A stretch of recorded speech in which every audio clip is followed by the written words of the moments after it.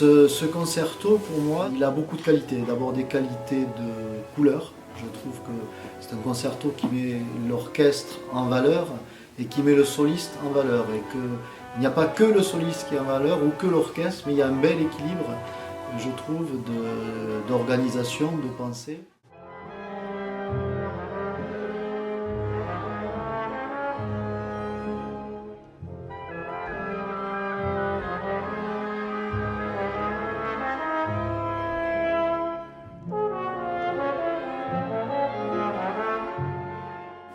Pour un compositeur, le trombone est un instrument très intéressant car il offre une palette expressive très riche, capable de chanter comme un violoncelle, mais aussi de briller par l'éclat de son timbre et sa puissance.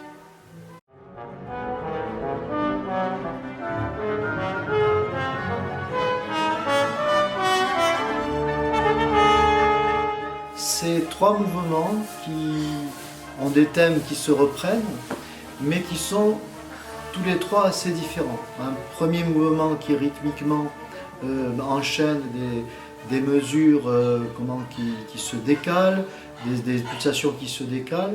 Un deuxième mouvement très expressif.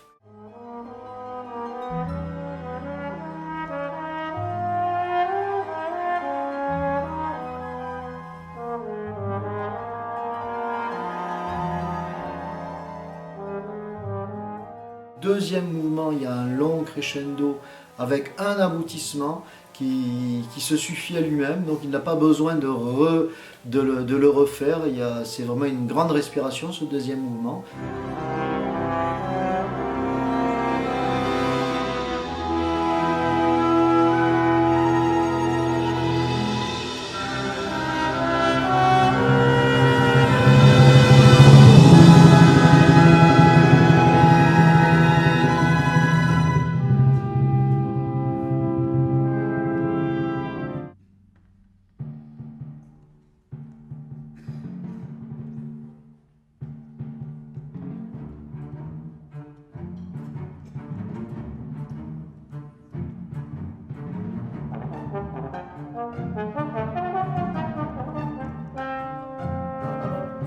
Deuxième mouvement avec un ostinato qui a un côté un peu incantatoire et qui ne peut que soulever, je pense, et l'enthousiasme et l'émotion du public.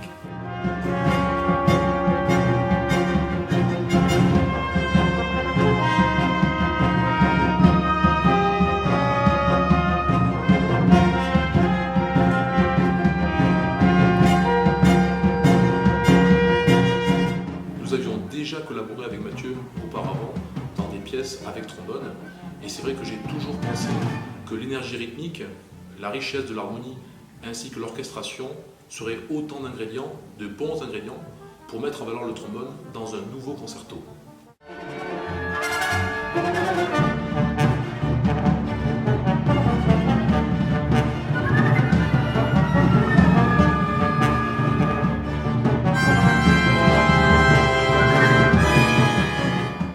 Du public et de tous, on est sur quelque chose de parfaitement réussi, qui touche à la fois les gens initiés, les musiciens, puisqu'ils apprécient et le sens de l'harmonie et le sens du rythme et de l'orchestration, mais qui touche aussi le grand public, pas forcément initié, parce que Mathieu s'adresse à ce grand public-là aussi, sans ne rien galvauder de son exigence d'écriture, mais avec un sens du partage, je trouve, qui est remarquable.